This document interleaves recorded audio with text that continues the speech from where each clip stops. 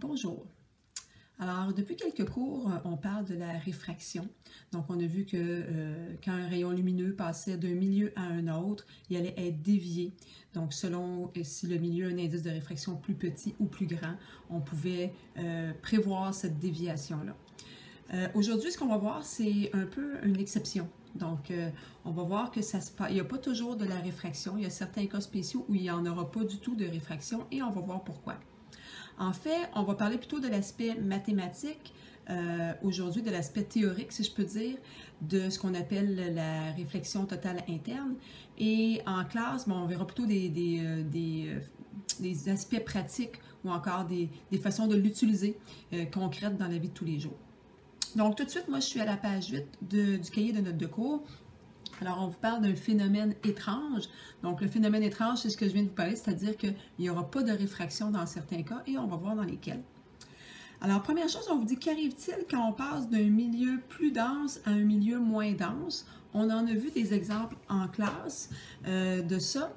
On a vu que quand on passe d'un milieu moins dense à un milieu plus dense, notre angle de réfraction va être plus grand, donc il va s'approcher de la surface. Donc si je m'en viens ici, puis j'ai plusieurs rayons, là, je vais avoir un rayon réfracté qui va s'approcher de plus en plus de ma surface quand mon deuxième milieu est moins dense. Donc, par exemple, on pourrait passer de l'eau à l'air, ou dans le cas qu'on va voir aujourd'hui, on va passer de l'huile à l'air. Donc, on passe d'un milieu qui est plus dense à un milieu qui est moins dense. En fait, l'air ayant un indice de réfraction de 1, tout autre milieu, donc quand on passe d'un N1 à un N2 et que mon N2 est de l'air, bien, c'est sûr que N1 va être plus grand parce que effectivement l'indice de réfraction de l'air, c'est celui qui est le plus petit, celui qui est égal à 1. Alors, on va commencer par voir, on a parlé que même si on a de la réfraction, puis tu l'as vu en laboratoire, il se passe aussi de la réflexion en même temps. Donc, c'est pour ça que mon angle initial va être, incident, excuse-moi, va être égal à mon angle de réflexion. Donc, si je m'en viens dans mon premier tableau ici, alors si j'ai un angle de 0 degré, mais à ce moment-là, mon angle de réflexion est naturellement de 0 degré. Ça veut dire que je suis directement sur la normale. Ensuite, pour toujours la réflexion, je suis dans la colonne de la réflexion. Si j'ai un angle de 10, un angle incident de 10, mon angle de réflexion sera aussi de 10.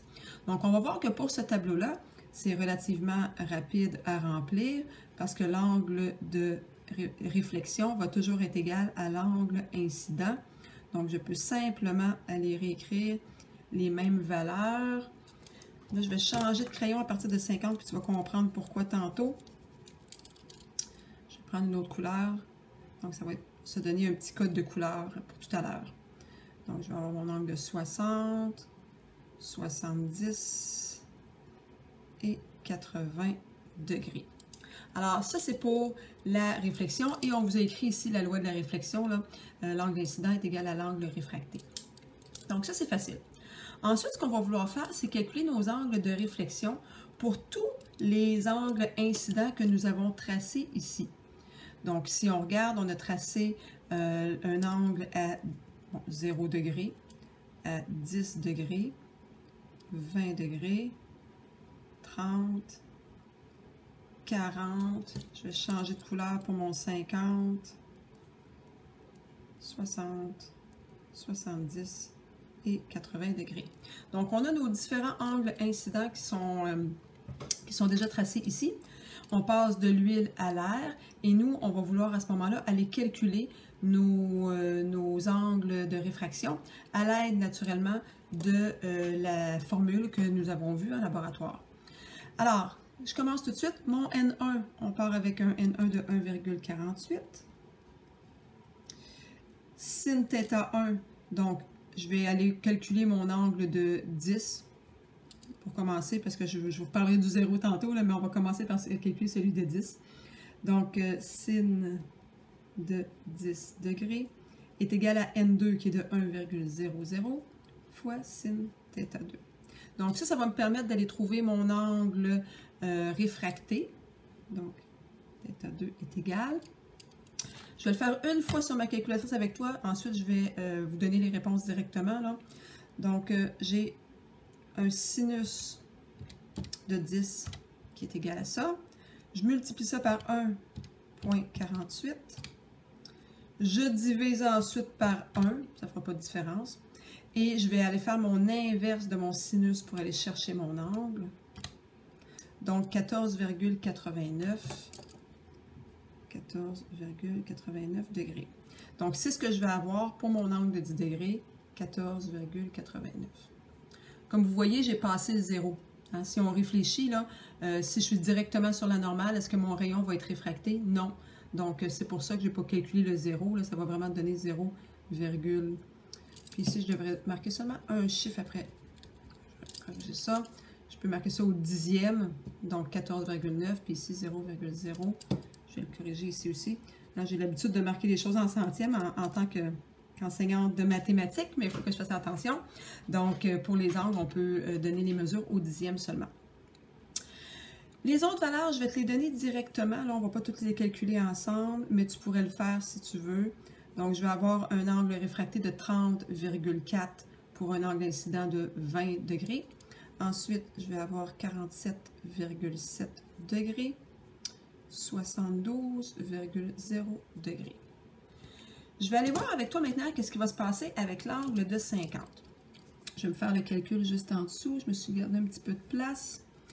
Alors, j'ai toujours mon premier milieu qui a un indice de réfraction de 1,48 multiplié par mon sinus. Et mon sinus ici est d'un angle de 50. Donc, 50 degrés est égal à 1,00 fois sin θ2. Et là, on va aller calculer le θ2. Alors, comme tout à l'heure, je commence par faire mon sinus de 50. Ça me donne un chiffre que je multiplie par 1,48. Je divise ça ensuite par 1. Et je m'en fais faire l'inverse de mon sinus. Et ça me donne une erreur. Donc, je vais marquer erreur. Donc, il n'y a pas de valeur associée à ça. Alors, tout ce qu'on va aller écrire ici, erreur, erreur, erreur, erreur. Alors, on voit qu'à partir d'un certain angle incident, je n'ai plus de valeur d'angle de réfraction, je n'ai plus de réfraction, point. Donc, je vais avoir seulement de la réflexion dans ces cas-là. Et ce qui va être intéressant de trouver dans quelques minutes, ça sera de trouver l'angle critique. L'angle critique, c'est l'angle exact à partir du moment où est-ce que je n'aurai plus de réfraction. Là, on voit que ça va se passer entre 40 et 50. Mais tout à l'heure, on va aller calculer la valeur exacte de ça. Une fois que j'ai trouvé tout ça, je vais aller tracer mes rayons dans mon petit dessin qui est en bas. Alors, ce que je vais faire, je vais prendre mon rapporteur d'angle ici. Donc, mes rayons réfléchis plutôt, ça va être relativement facile. Ça va être exactement 10, 20, 30, 40, 50, 60, 70, 80. Donc, je peux simplement aller placer mon rapporteur d'angle. Et je vais me faire des petits traits devant 10, 20, 30, 40, 50, 60, 70 et 80. Et je vais tout simplement aller relier chacun de mes traits pour avoir mes rayons. Puis vous voyez, on vous a aidé ici, on avait déjà fait des petits traits. Donc, les rayons réfléchis vont être égaux aux rayons incidents.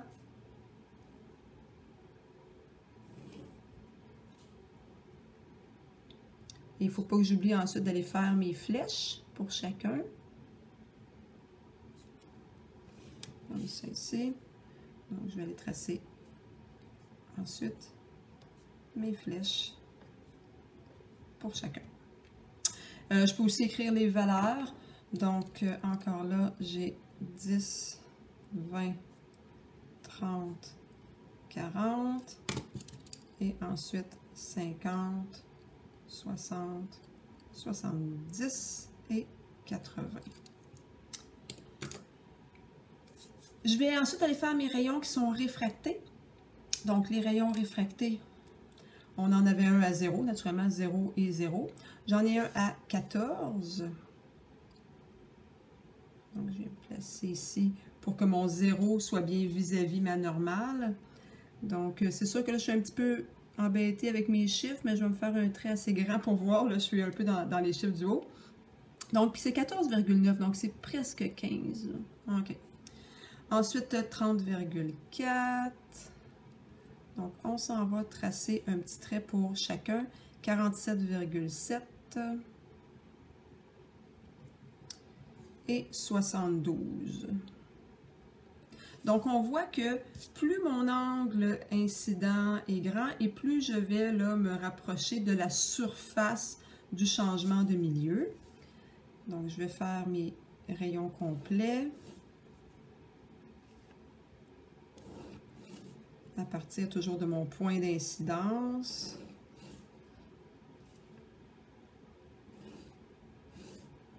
Et je vais aller tracer mes flèches. J'en ai effacé une petite partie, je les ai faites un petit peu long. Et je vais me garder de la place pour aller indiquer les valeurs de tout ça sur mon dessin. Donc, bien m'indiquer que le premier est à 14,9 degrés.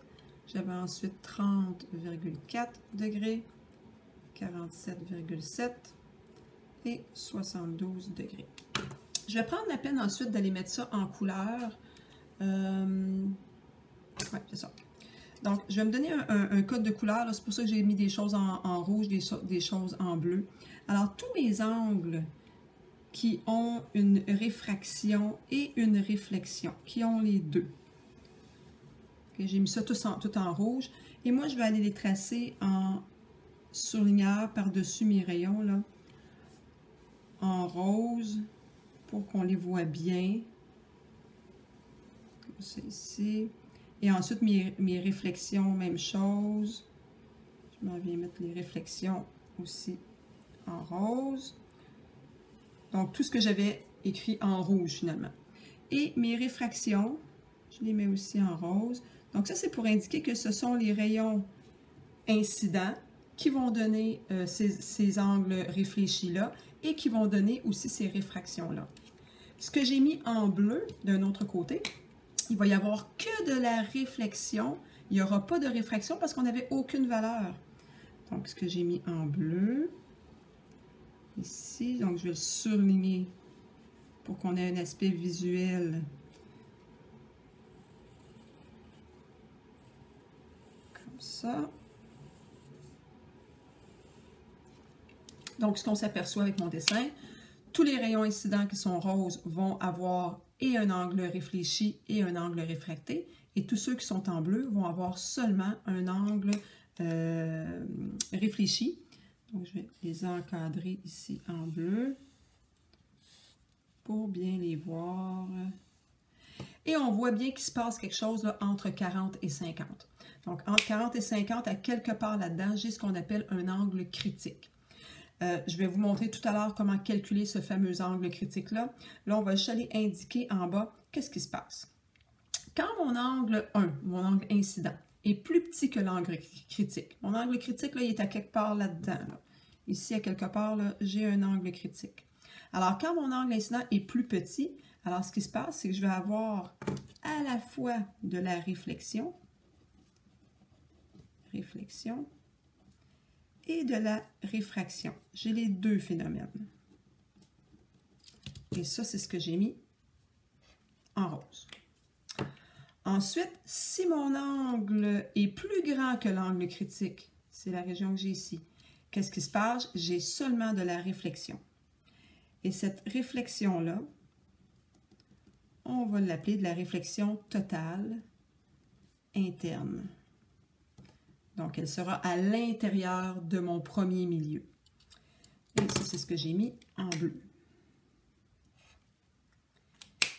Et le troisième cas, bien, si mon angle incident serait égal à l'angle critique, ce qu'on n'a pas ici, on ne l'a pas encore calculé, mais on va le voir éventuellement, bien, à ce moment-là, je vais avoir de la réflexion et ma réfraction, elle va avoir lieu où? Elle va avoir lieu directement à la limite des deux milieux. Donc, elle va avoir lieu à 90 degrés avec ma normale. Donc, réflexion et réfraction à 90 degrés avec la normale. Donc ici, là, je vais me faire un petit symbole comme ça. Quand je vais avoir mon angle critique, on va le faire tout à l'heure, mais je pourrais tout de suite mettre son angle de réfraction sera à ce moment-là ici, à 90 degrés. Donc, il nous reste juste à voir comment calculer l'angle critique. Alors, on va juste parler premièrement des conditions pour avoir de la réflexion totale interne comme on a ici. Alors, premièrement, il faut que j'ai un milieu N1 qui soit plus grand qu'un milieu N2. C'est ce qu'on avait tout à l'heure, on avait 1,48 pour le milieu 1 et 1 pour le milieu 2. Comme je disais, quand ton deuxième milieu est de l'air, bien, automatiquement, ce serait possible de faire de la réflexion totale interne parce que l'air ayant le milieu le plus petit, c'est sûr que ton autre milieu sera plus grand à ce moment-là. Tu dois aussi avoir un angle incident qui va être plus grand que l'angle critique. Donc, l'angle incident doit être plus grand que l'angle critique.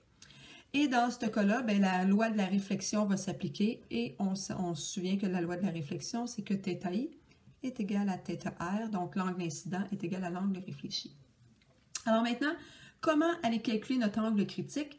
Bien, on a dit que l'angle critique avait lieu et qu'il donnait une réfraction à 90 degrés.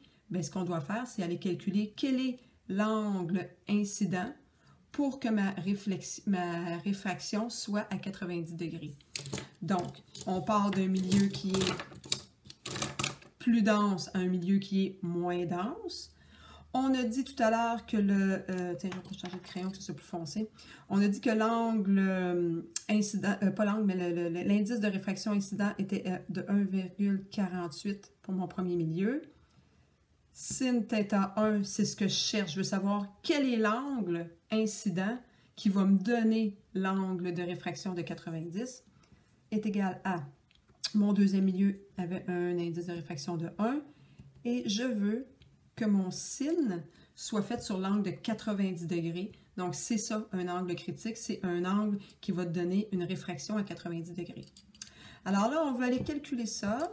Donc, je fais mon sinus de 90 qui me donne 1, multiplié par 1, ça fait toujours 1, et je vais aller diviser ça par 1,48. Donc, ma réponse, je vais faire inverse sinus pour avoir le θ. Là, j'ai dû faire une erreur. Je refais ça rapidement, là. Donc, sinus de 90, multiplié par 1, divisé par 1,48, inverse sin.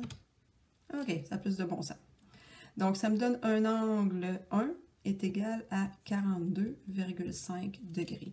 Donc, je pourrais aller tracer mon angle incident qui va donner lieu à l'angle critique. Donc, 42,5, j'ai dit. Donc, je suis entre 42 et 43. Ici. Un petit peu plus foncé que les autres, un peu plus loin. Donc, ça, ce serait mon angle critique qui serait égal à 42,5 degrés. Alors, tout ce qui est plus petit que ça va me donner et une réflexion et une réfraction. Tout ce qui est plus grand que ça va me donner seulement de la réflexion. On terminera peut-être le dessin en classe ici. Je veux seulement peut-être terminer le petit tableau qui est en bas. Donc, quand ton angle θ1 est égal à 42,5, tu vas avoir de la réflexion et réfraction à 90 degrés, parce que c'est de la réflexion totale interne. Ensuite, quand tu es plus petit que ça, donc disons 42,4, à ce moment-là, tu serais dans les rayons qui sont roses, donc tu aurais de la réflexion et de la réfraction. Et si tu es plus grand que 42,5, disons 42,6, eh bien, tu aurais de la réflexion totale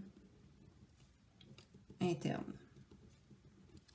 Donc, la seule chose qui nous restera à faire, ce sera de faire un petit schéma qui représente cette situation-là. Mais là, la vidéo d'aujourd'hui est assez longue, donc j'arrête là pour aujourd'hui. À la prochaine!